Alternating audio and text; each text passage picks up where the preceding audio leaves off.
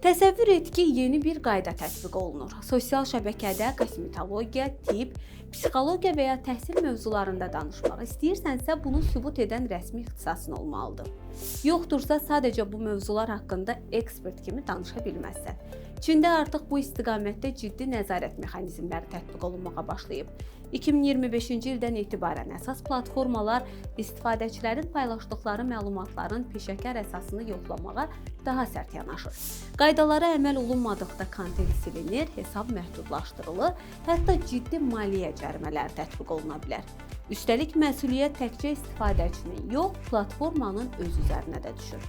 Nəticədə hər kəs hər mövzuda özünü ekspert kimi aparıb məsləhət vermir. Məsələn, psixologiya təhsili olmayan biri insanların emosional problemlərinə yön verməyə, memarlıq biliyi olmayan biri tikinti və təhlükəsizlik barədə dəqiq məsləhətlər verməyə daha ehtiyatla yanaşır. Bəs belə bir sistem Azərbaycanda tətbiq olunsa, özünü ekspert kimi təqdim edib insanları yanlış yönləndirənlərin qarşısını ala bilərmi?